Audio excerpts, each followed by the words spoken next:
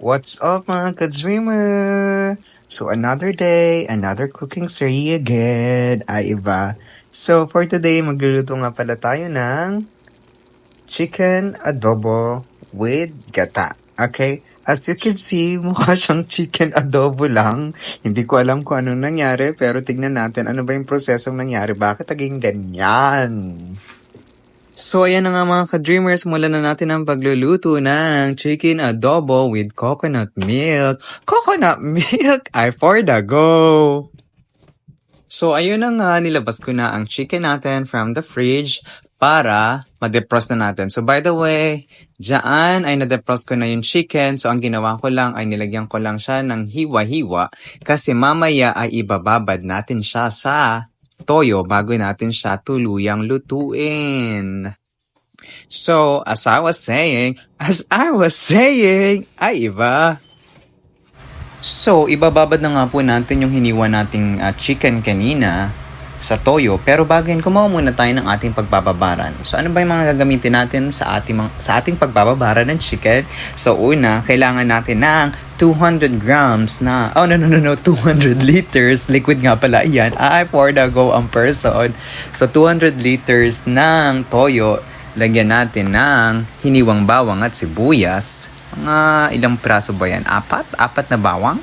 And then, isang sibuyas na medium size. Lagyan na rin natin ng paminta, ito ang ating pagbababaran mamaya ng ating chicken.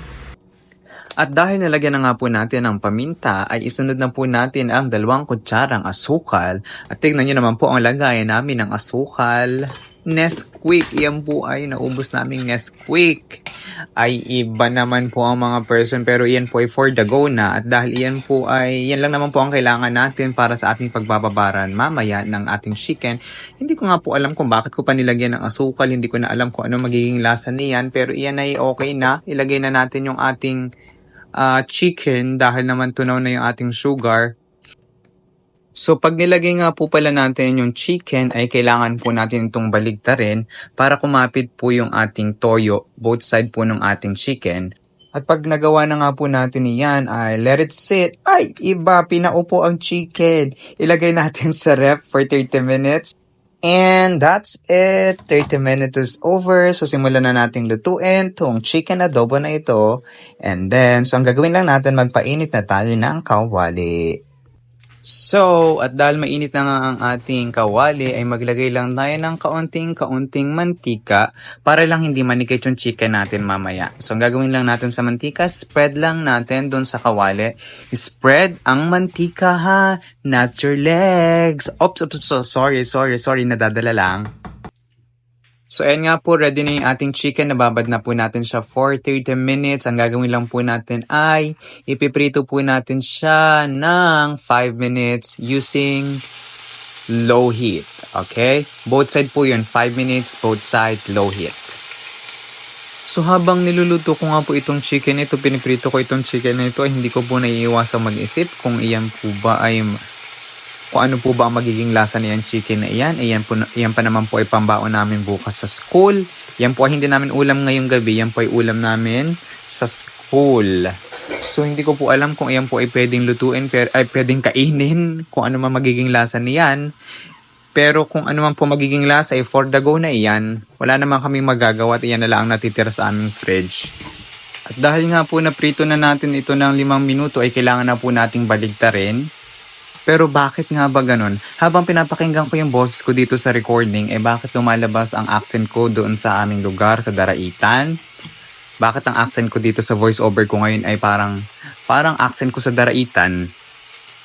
Pero gayon pa man, kailangan natin ituloy itong voiceover na iyan. Wala naman tayong magagawa kung lalabas ang ating accent. For the go na iyang accent na iyan. At dahil naprito nga na po natin yung both side ng 5 minuto, ilalagay na nga po natin yung toyo na pinagbabara natin. Yes po, yun din po yung gagamitin natin sa pagpapakulo nitong ating chicken for our adobo. At yun na nga po, pinakuluan lang po natin siya ng 10 minuto or hanggang sa kumipis lang po yung sabaw niya na parang ganyan ba? Yeah, ganyan na ganyan. Ay ba? At dahil lang niluluto nga po natin ay adobo sa gata, hindi naman natin yung pwedeng tawaging adobo sa gata, kung wala tayong gata. So ayan po, ang gata po namin dito ay nasa can. So ang inilagay ko lang po muna dahil kukunti na nga po yung ating sabaw na toyo ay nilagyan ko po muna ng kalahati lang po ng can muna. Pero iyan po ay gagamitin natin buong can, okay? So pinakuluan ko nga lang po pala yan ng 5 minuto bago ko po isunod yung kalahati pang can ng gata na natitira. Pero as you can see, hindi ko na po na-videohan yun. Pero nilagay ko po yan dyan ha. Trust me! So pagkalagay ko po nung natitirang kalahating can ng gata, isunod ko na rin po yung sili natin. So para medyo may dagdag lasa. So ayun nga po, pagkatapos natin ilagay yung buong can ng gata, pinakuluan lang po natin siya ng like about 10 minutes or hanggang mag-thicken lang po yung kanyang sabaw. Na para pong ganito. Pero kung titignan nyo po yung kinalabasan, mukha lang po siyang chicken adobo. Pero kung titignan nyo naman po siya, ay lasa siyang ginataan. Okay? So, yeah. So far, masarap naman siya kahit kanina nag-worry ako kung ano bang magiging lasa nito. Pero, kung gusto niyo talagang malaman kung anong kakalabas ang lasa nito, ay gawin niyo po sa inyong mga bahay at comment down below kung pwede siyang kainin. Pero in this case naman po ay nasarapan naman po yung kasama ko sa bahay so far, yeah.